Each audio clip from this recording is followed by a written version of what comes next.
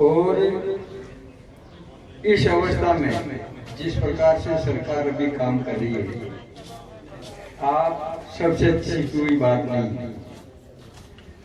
हमारा किसी व्यक्ति विशेष से कोई ऐसा ईगो नहीं है, पर आज पर्यावरण के साथ जो हो रहा है, एक तरफ तो सरकार ये कहती है कि पेड़ लगने चाहिए और एक तरफ कहती है कि 560 रुपए दे दो और बड़े से बड़ा पेड़ है वो काट दो, और उसकी जगह वापस पेड़ लगे या नहीं लगे उसकी कोई खोज खबर नहीं है। मैं तो ये कहता हूं कि अपनी बजरी की लड़ाई में यदि केवल मानव मनुष्य मात्र का आशीर्वाद होता तो हम बचते नहीं। ये सच्चाई है कि हमारे साथ ईश्वरीय शक्ति थी। जिस समय उन्होंने उस कैंपर को दौड़ाया, उस समय उसकी कैंपर का पहिया यदि 11 के खंबे में नहीं फंसे और ऊपर से स्पार्किंग नहीं हो, तो मैं कहता हूँ कम से कम डांगावास में 5-7 ही मरे या 10-15 मरते। आप गहराई से सोचना इस बात को कि यदि वो गाड़ी उसी स्पीड से दौड़ती तो आगे जाकर के क्या होता।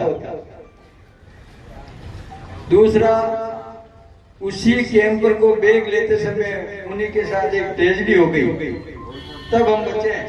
यदि केवल खंबे में वो टायर फंस के यदि ट्रेजेडी नहीं होती ना, तो भी हमारे ऊपर बहुत बड़ी नुकसान होता हमारा। उसके बाद में हम सबके पास गए, ऐसी बात नहीं है, हम किसी भी ऐसे विभाग को नहीं छोड़ा, किसी भी एक ऐसे बड़े से बड़े अधिकारी को नहीं छोड़ा कि हमने उसका दरवाजा नहीं खटखटाया।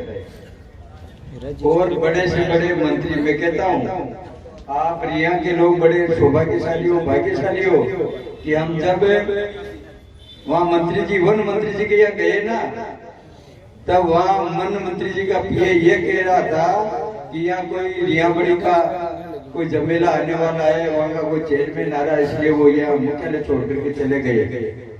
ये बहुत बड़ी बात है, वहां तक पहुंची ये बात। और कैबिनेट मंत्री यदि रास्ता बदल देते हैं तो समझ लेना चाहिए कि हमारे रिया के लोगों की ताकत है। हमारे सम्मानीय अविनाश जी गहलोत थे, वो रिया से होकर के जाने वाले थे पादुकला, पर जब उनको लगा कि रिया में लोग बैठे धरने पर, तो उन्होंने अपना रास्ता बदल करके कोड होते हुए उधर चले गए। तो ये बहुत बड़ी बात है। हमने हमारी लड़ाई अभी तक स्वाभिमान से लड़ी है, हम कहीं झुके नहीं है।